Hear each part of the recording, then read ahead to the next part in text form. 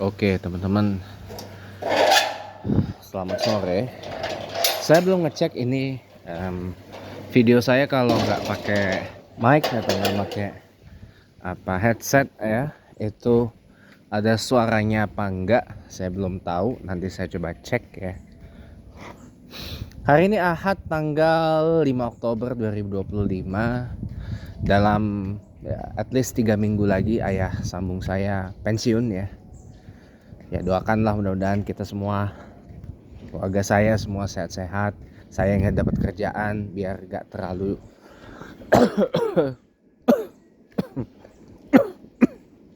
ngebebanin keluarga juga nanti.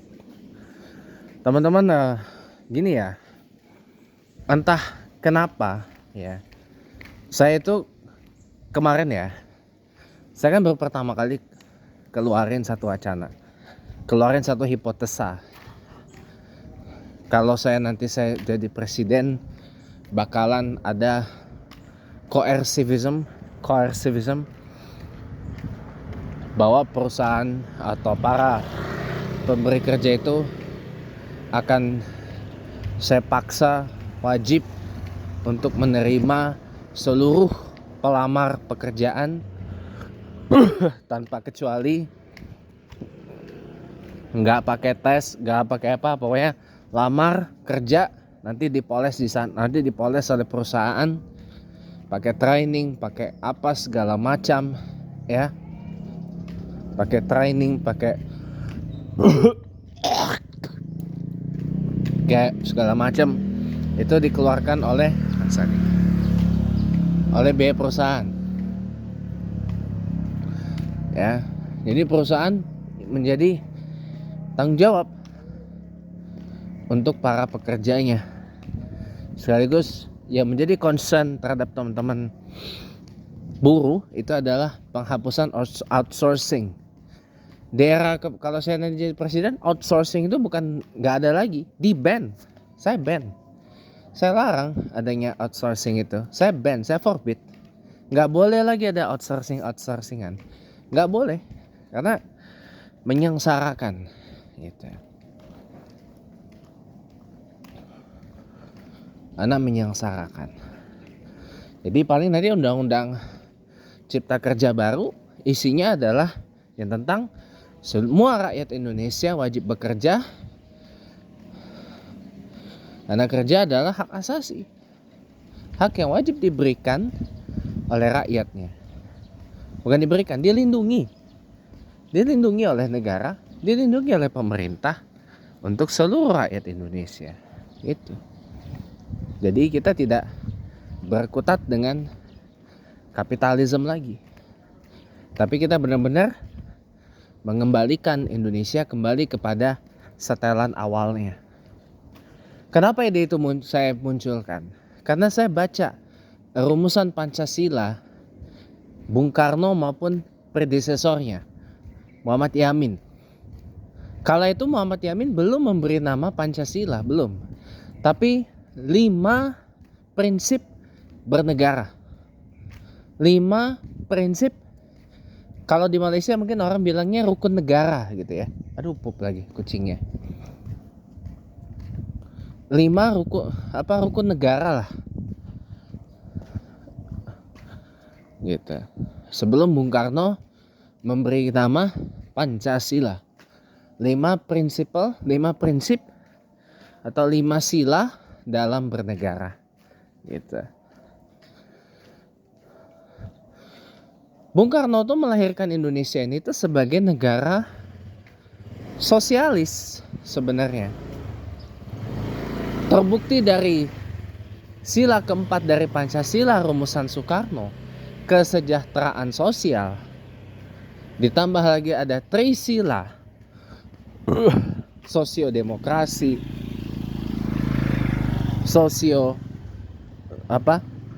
kemanusiaan, macam-macam. Dan satu lagi gotong royong. Itu semua spiritnya adalah spirit sosialisme.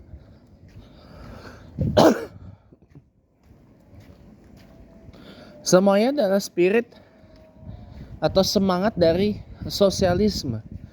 Jadi sebenarnya Indonesia ini diset sebagai negara dengan ideologi kiri, left wing by default.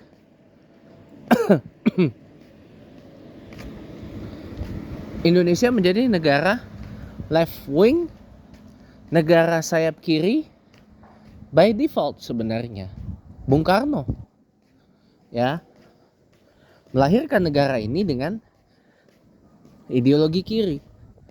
Baru di Piagam Jakarta agak diketengahin lewat sila ketuhanan yang Maha Esa dan kewajiban melaksanakan syariah Islam bagi para pemeluknya.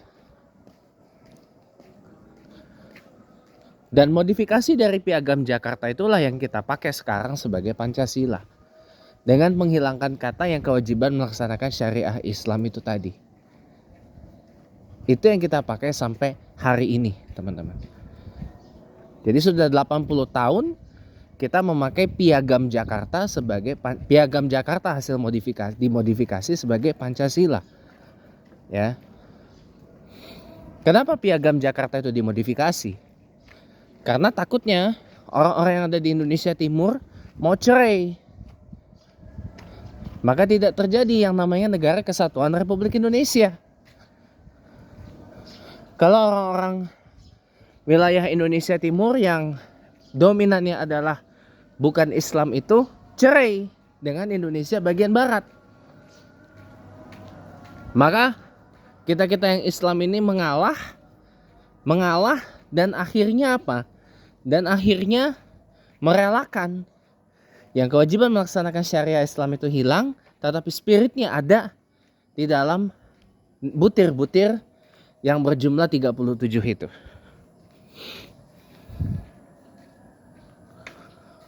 Walaupun tidak lagi disebut secara eksplisit. Gitu. Jadi Piagam Jakarta itu ya membuat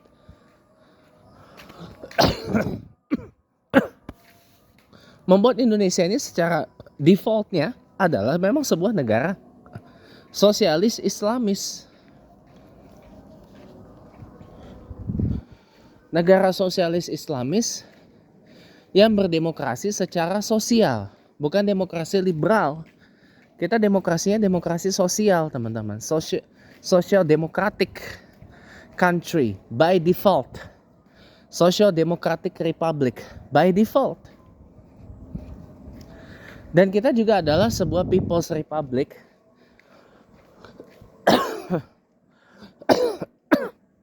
by default. Jauh sebelum lahirnya RRT atau PRC yang mentahbiskan dirinya sebagai People's Republic of China, Republik Rakyat Tiongkok, kita sebenarnya sudah menjadi People's Republic by default.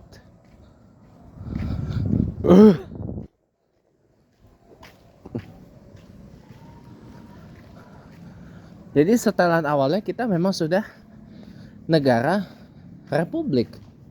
Negara republik sosialis dan republik rakyat.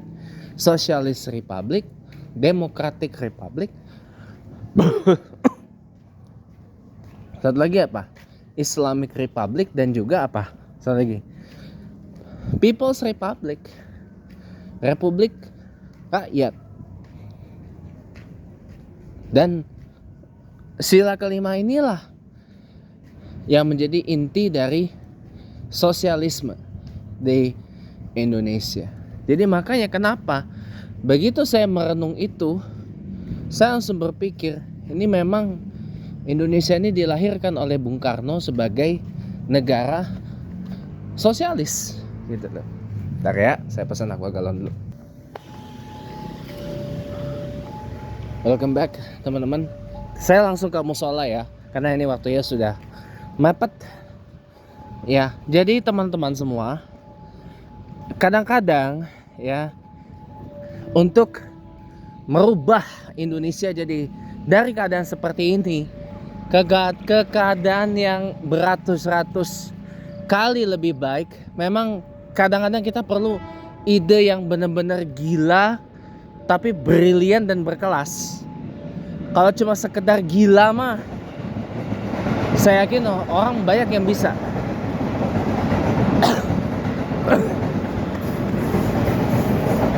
kawan saya Saidiman Ahmad merumuskan revolusi, ya.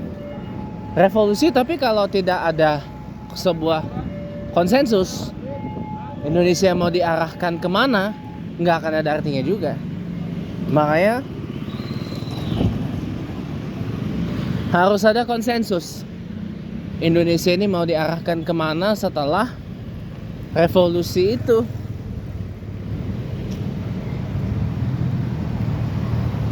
Apakah mau dikembalikan ke setelan pabrik atau bagaimana? Enggak, kita nggak bicara Undang-Undang Dasar 45 yang asli, enggak. Tapi setelan pabrik adalah yang tadi kita udah bahas sampai sejauh ini. Pancasila, rumusan Bung Karno, apa yang sudah digagas oleh Bung Karno untuk Indonesia, kita hidupkan lagi dalam sebuah program, sebuah rancangan, sebuah gagasan besar yang namanya resukarnoisasi atau bagaimana itu. Saya kira demikian ya teman-teman. Udah sampai di Mushola Polsek Pesanggerahan. Kurang sedap rasanya kalau nyelesain di dalam, karena itu takut nanti saya jadi bahan berita, bahan pergunjingan, gak enak. Ini saya usulin sih memang sound systemnya harus dibetulin lagi. Thank you, terima kasih.